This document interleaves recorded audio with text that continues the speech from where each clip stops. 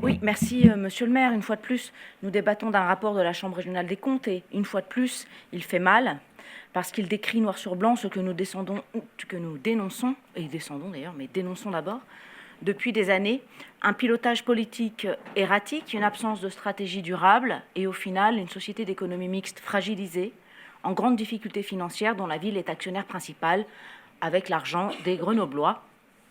La CRC ne tourne pas autour du pot, en l'occurrence, je cite, « une gouvernance en apparence fonctionnelle, mais une information financière incomplète et confuse qui ne permet pas de prendre la mesure de la situation ».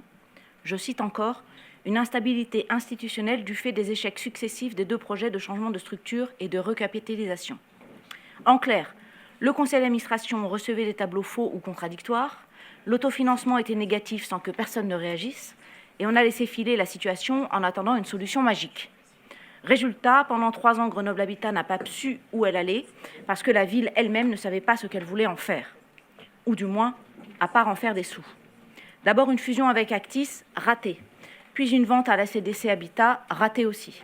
Non seulement ces échecs ont dégradé la situation financière, mais la CRC souligne une conséquence grave, je cite, « mise en sommeil de plusieurs démarches stratégiques malgré une situation financière qui se dégrade ». Le mot n'est pas le mien, il est celui de la CRC. Situation financière alarmante. Quelques chiffres du rapport. Un encours de dette de 258 millions d'euros en 2023. Un autofinancement net HLM négatif pour cette même année. Des frais financiers en hausse. Des produits de gestion locative insuffisants. Un recours aux ventes de patrimoine pour survivre. Ah, on retrouve une méthode bien connue de vous. Et la phrase la plus grave, je cite, « Le remboursement de l'annuité en capital de la dette n'est plus durablement couvert par des recettes récurrentes. » Autrement dit, Grenoble Habitat ne peut plus se financer seule. Elle survit à crédit. Votre solution, la même que pour le budget municipal, donc, demander de l'argent aux autres ou emprunter. Ici, c'est à la métropole qui vient d'injecter 16 millions d'euros. Mais la CRC le dit clairement, cela ne sera pas suffisant à moyen terme.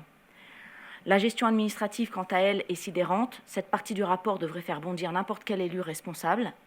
Ce que la CRC constate, comptabilité analytique embryonnaire, données financières incohérentes selon les documents examinés, système d'information hors de contrôle, largement externalisé et non sécurisé, une fraude réalisée en 2023 pour un montant de 1,2 million d'euros, une masse salariale de la direction non maîtrisée, avantages facultatifs, rémunération variable et généreuse. Ce n'est pas moi qui le dis, encore une fois, c'est la Cour des comptes. Je cite, pour finir, la conclusion, « faible culture du contrôle interne et de la gestion du risque.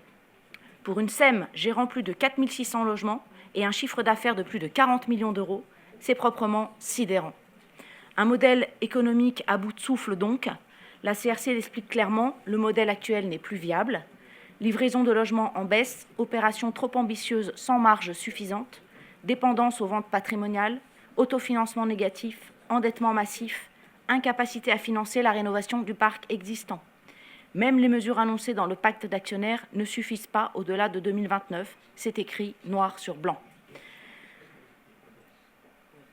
Alors, vous nous demandez aujourd'hui de prendre acte du rapport, mais ce n'est pas suffisant. Nous devons collectivement exiger un audit externe annuel et public de cette structure, de cette SEM, la transparence sur le plan d'une restructuration à construire, un schéma directeur du système d'information sécurisé, un suivi des indicateurs financiers fiabilisés et présentés dans ce conseil municipal, un plan de désendettement réaliste et une évaluation du coût politique des décisions municipales qui ont mis Grenoble Habitat dans cette impasse.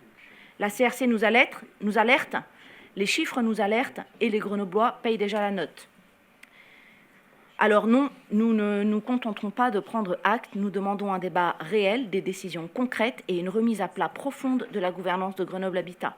Parce que les habitants méritent mieux qu'une SEM gérée à l'aveugle, parce que la transparence ce n'est pas un slogan, là encore, mais un devoir, et parce que l'argent public n'a pas vocation à colmater les erreurs politiques répétées. Je vous remercie. Oui, merci, Monsieur Fristo. On sent bien que vous essayez de minimiser la situation en disant que l'audit s'est arrêté en 2023, mais hélas pour vous, dans les textes, et notamment la page 9, dans le texte de la CRC, elle se projette, elle aussi. Et elle dit, afin de soutenir la SEM, Grenoble-Alpes Métropole a fait un apport en capital de 16 millions d'euros.